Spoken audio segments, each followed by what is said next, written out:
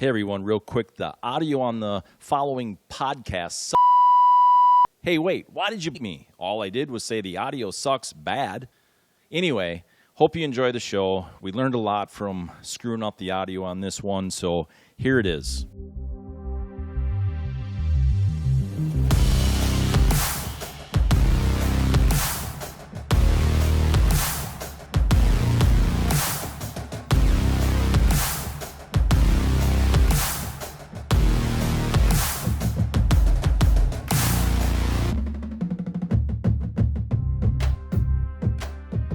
Welcome to the Matt Logan Show. Coming up on the show, Governor of Minnesota Tim Walz cancels state fair debate, or does he? Craig, what do you think? Probably not the right terminology, but still something to talk about. So what I have found and read is for the last 15 years, or ish, whatever, 16 or whatever it is, can't remember now, but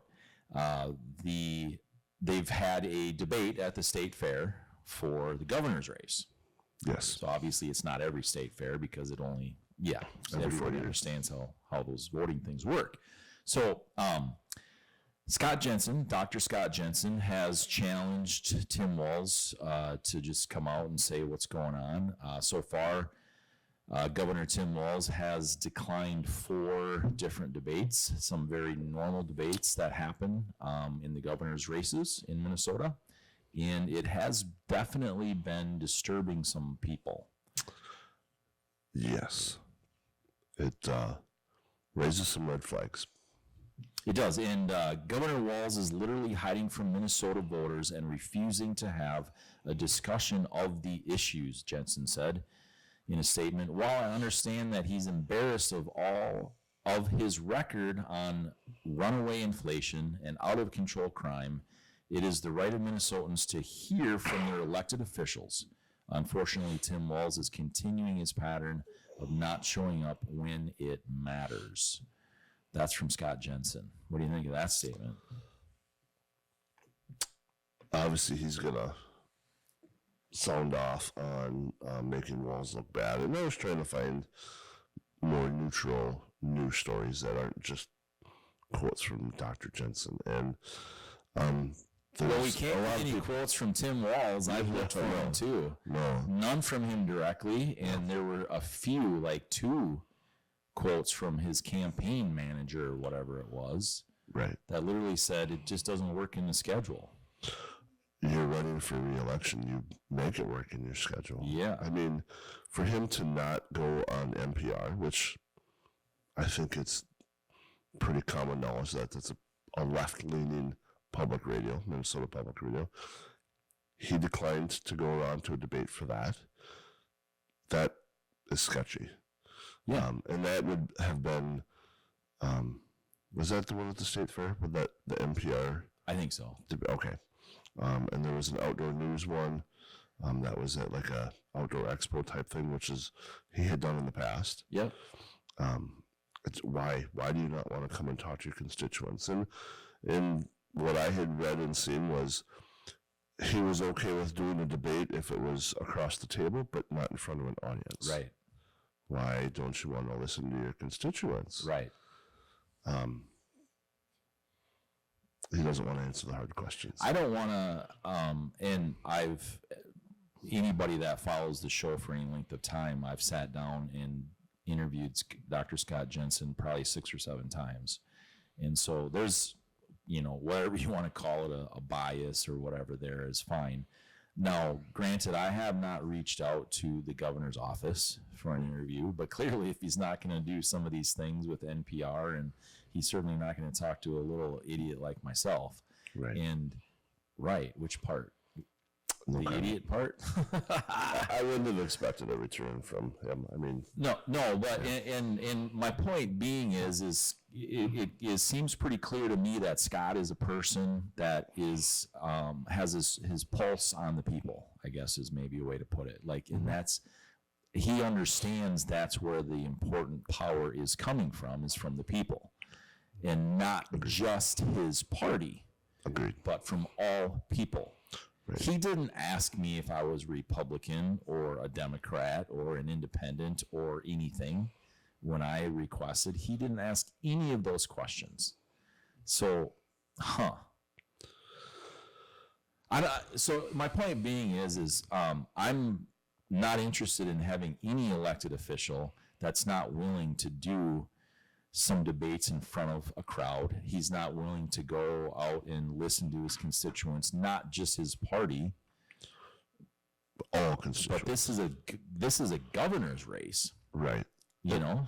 I mean, and we had this locally too. There was, for a primary, you know, when you're running for an office and a questionnaire comes out for you or an invitation to a debate, even if it's hosted by somebody that doesn't have the same beliefs as you, I think it's in your best interest to attend, respond, whatever it would be, just to get your voice heard. Yeah. And your thoughts heard. And there was a local candidate that didn't prioritize a request from one of the local media outlets, and he was questioned on that pretty hard, which I think is appropriate. I mean, when I ran for elected office 2 years ago, there was a debate that was being hosted by a group that I feel that they're coming after me, and I was given advice to not even attend or participate, and I did anyway. I thought that was would show more character to go into the hot seat than to just run away. I agree. And you know, I watched about 20 minutes of the I can't think of the term. Oh, the farmers. The farmers debate. Yeah. And I mean, it was like an hour and a half long debate. And you know, DFL, farmers laborers, and Walz had a lot of support in the crowd, or at least he had a few loud supporters. For I sure. felt that he had more responses from the audience than Dr. Jensen did. So, you know, if you're going to take that as who won the debate, why wouldn't he think of participating in other debates at the state fair, which is in the cities, which is a very liberal area? Yes. You know, the outdoorsman one, who's to say that? But again, get in the hot seat. Show that you have the cajoles to answer the hard questions. Yeah, I absolutely agree. The thing that's interesting, why would you mentioned? I guess I'll frame it this way. You mentioned that you know, Jensen quotes everywhere, right? Yeah. All over the place. Yeah. Well, wouldn't that make sense if you're the governor, that you would want to have some sort of like decently legitimate response to some of these criticisms? Because these aren't criticisms that are light criticisms, right? These aren't like, hey, I don't like your hair. Right. These are policy issues Absolutely. that affect every single Minnesotan. Yeah. And you're silent. Mm-hmm. Nearly. And maybe it's, you know, we're always seeing or looking out things in areas that we typically agree with. No, Star Tribune, I disagree with that. Star Tribune, I looked at, they did a fact check on the whole cancellation thing. Right. And it's in, you know, that was their defense of Tim Walz, right? He didn't actually cancel it. He just didn't agree to go to it. He didn't accept the He invitation. didn't accept it, which has been, like I said earlier, has been going on for 15 or 16 years or whatever. It's happened. Right. And now it won't, or at least not with the governor. So again, if you're not going to show up to these public things and these public debates, and you can't stand up with your policies and say, hey, this is why I should be voted for, even if you're a Republican, I'm a Democrat, I have these really good ideas, and this is what my track record has been. But he can't stand on his track record. Right. In inflation, you do have some control in the state on that. Not complete, but you do have some. Fuel prices, you certainly have a lot to do with that, where you can, anyway, won't Put a get hold on into some details. taxes. Yeah. rent prices, of course, with inflation, crime, let's not even talk about crime, murders. I mean, all of it is just skyrocketed under his watch. And so, yeah, he's not going to want to debate. Yes, my bias is not for Tim Walz. I'm not going to just sit here and say, oh, yeah, blah, blah, blah, I'm neutral. I'm not neutral. I'm done being neutral, frankly. And it's just one of those things, I guess, that you have to start calling things like you see it. I've taken some massive, unwarranted, in my opinion, criticism, or at least name calling, which, I mean, we're talking like maybe, 8th grade name calling, but probably more like 4th grade name calling. You got to consider the source. Yeah. And so it's like some of those things, I'm just done being neutral on anything. And I'm going to call that kind of stuff out. I'm calling Tim Walz out as being pretty cowardice on not coming and answering questions that I have. I've met with Governor Mark Dayton, right? Mm-hmm. I've mentioned that before. I had a 15-minute conversation with him and his team, and I don't agree with 99% of what they were talking about. This was in like 2014, I believe. And he did it. He and his team wanted my help, essentially, on some distracted driving things, and I didn't agree with their perspective on it. And that's fine. But at least they wanted to have the conversation. Right. That's important. The conversation.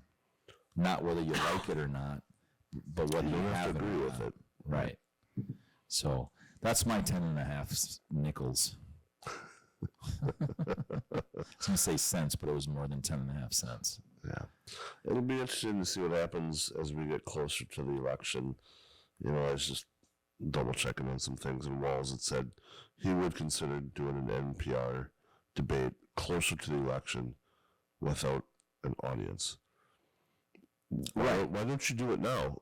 Are you? Well, I don't think he said it, though. I think that was his campaign.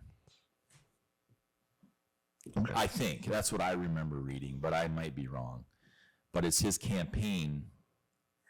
Who's speaking on his behalf? On his behalf, yeah. He's not that busy. No. I would agree with that. You find the time. When you're running for an election or a re-election, you find the time to do things. Yeah, you don't work 9 to 5. Sorry. No, absolutely not. You better not be. So, anyway, it's I could have that wrong. However, the point is like when you can't this many times, you can't run away from it and think that it's okay. That's just, I don't think it's just my opinion. I think that's a very big reality. Imagine if Dr. Scott Jensen was doing this, not willing to have a debate. Oh, they'd bury him. Bury. Right. And the thing is, Walz is a great speaker. Yeah. Listening to him at that Farm Fest, his responses were well thought out. I thought they were great responses. Not that I agree with them, but, obviously he had rehearsed those. Oh, yes. They knew the questions. Right. Which, in all fairness, when I was in debates, they told us the questions ahead of time. Yeah.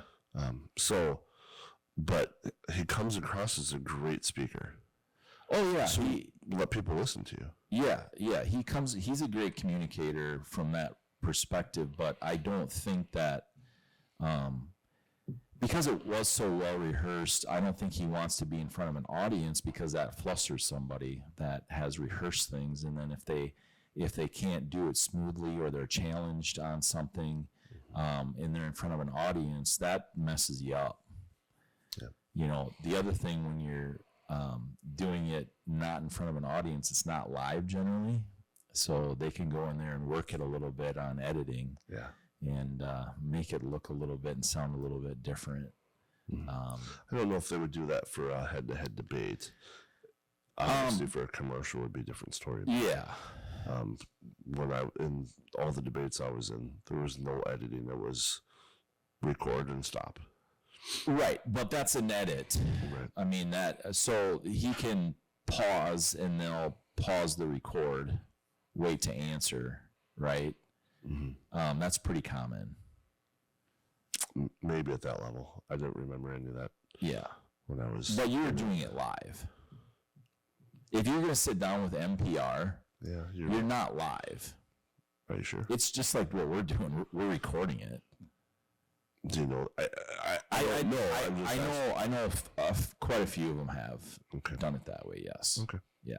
And all you do is take out a half a second here, a second there, whatever. You know. So I don't know. I might be wrong. I'm probably wrong on that level, but you know, whatever. Either way, He's running clearly. he needs to show up to the table. Yeah. He doesn't need everybody to, you know, getting closer to the election. He, you know, it's not going to be nice outside anymore, and people aren't going to be around, so it's easy for him to say that kind of stuff. And Well, and is that a play on the mail-in ballots? oh yeah, You know, I mean, I was thinking about that too as well. You know, when does the mail-in ballot start? And then is he afraid that he'll lose voters after they listen to him, so he wants to push it off as long as he can? it's possible. It's all interesting to me that you wouldn't want to get out there as often as humanly possible in front of people. Yes. Because this isn't. We're not your subordinates. You work for us. So, anyway, questions, comments, suggestions, snide remarks from me, which are very welcome. Bring it on. And you can do that at AskMatt@MattLoganSpeaks.com. Thank you so much for watching, listening, and giving us a, most likely, I mean, probably we're worth about 1 star, 1.5. Maybe 2 today. Out of 5 or out of 10? Out of 5. Yeah, I'll go for 2. All right. Give us 2 stars. See you next time.